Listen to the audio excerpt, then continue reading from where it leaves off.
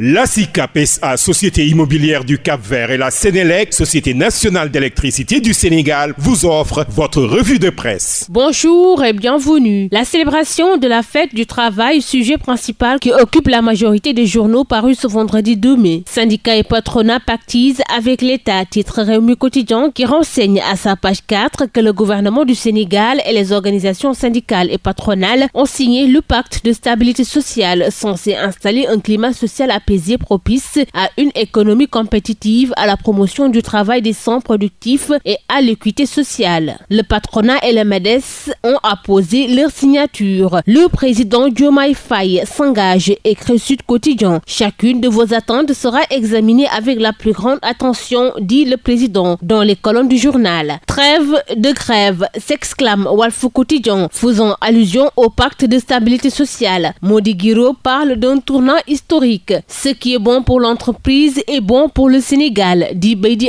Agne, le président du CNP. Pour le premier ministre Ousmane Sonko, personne ne doit avancer seul. La hache de guerre enterrée selon la formule de Vox Populi. Dans les colonnes du journal, les syndicats promettent à l'État de ne pas engager de grève. Le premier ministre leur donne des gages. La même publication nous apprend que la FGTSB n'exclut pas de boycotter tous les comités de dialogue social. Elle était absente du processus de signature du pacte de stabilité sociale à cause de manœuvres. Sonko tout sucre, tout miel, affiche Source A. Le président Diomaye s'engage, le premier ministre Ousmane Sonko ratifie, écrit Yorui. Une signature de première main. Selon Le Soleil qui renseigne que la trêve sociale va durer 3 ans, Bassirou Diomaye Diakhar Faye instruit le gouvernement de respecter les accords et engagements pris. L'AS, Direct News et Enquête ont vu autre. Les cœurs n'étaient pas à la fête, s'exclame Enquête.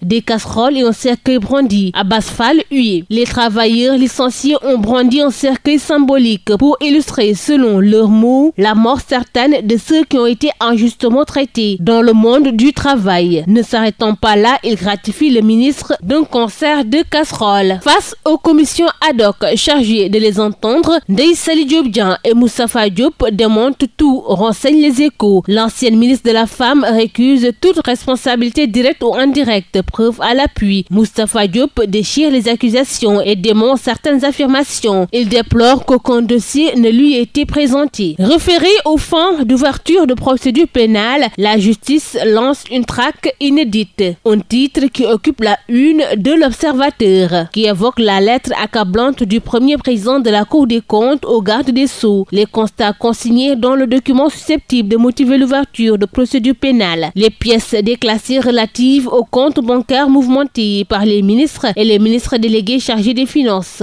Le journal du groupe Futur Média annonce que l'on va vers l'arrestation de hauts fonctionnaires ayant servi au Trésor et aux finances. Réumi Quotidien est revenu sur l'événement des corridors et évoque les derniers réglages d'un événement d'excellence. L'avant-dernière réunion de coordination des corridors s'est tenue mercredi dernier, conduite par le président du MEDES, Mbagnick Diop. Le journal renseigne que la 20e édition des corridors, 2 décennies d'engagement au service de l'excellence africaine, se tiendra le 10 mai 2025 sous le parrainage officiel du président de la République du Sénégal, Bassirou Diomaye Faye, et de la présence effective des plus hautes autorités de l'État. C'est tout pour votre revue de la presse. À vos kiosques et très bonne lecture. La SICAP SA, Société immobilière du Cap-Vert, et la Sénélec, Société nationale d'électricité du Sénégal, vous ont offert votre revue de presse.